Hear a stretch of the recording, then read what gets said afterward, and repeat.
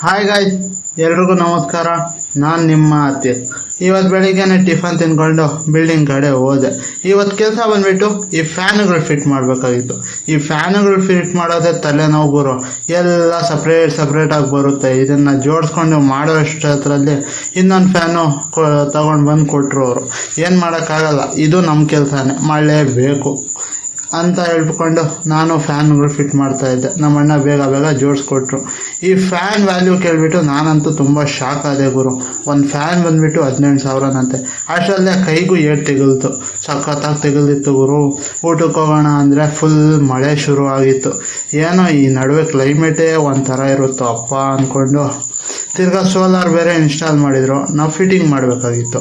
Connections ಕೊಟ್ಬಿಟ್ಕೊಂಡು water line ಇಲ್ಲ ಬಿಡೋಣ ಇವತ್ತು ಅಂದ್ಕೊಂಡು ನಮ್ಮ ಅಣ್ಣ ಬೇಗ ಮಾಡ್ತಿದ್ರು. ಅಷ್ಟರಲ್ಲೇ ಬಿಸಿಲು ಶುರು ಆಗಿತ್ತು ಗುರು.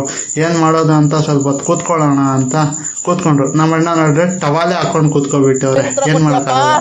ಮಿಸ್ಟರ್ ಸೂರ್ಯ ತಿರ್ಗಾ ಅಲ್ಲಿಂದ ಎಲ್ಲ ಕಲೆಕ್ಷನ್ಸ್ ಎಲ್ಲ ಕೊಟ್ಬಿಟ್ವಿ.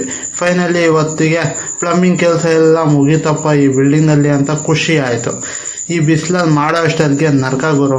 ಅಂದಂಗೆ ಇವತ್ತಿಗೆ ಇಷ್ಟೇ ಗುರು. ಮುಂದೆ ಸಿಗೋಣ ನೆಕ್ಸ್ಟ್ ವೀಡಿಯೋಲಿ. ಓಕೆ, ಬಾಯ್.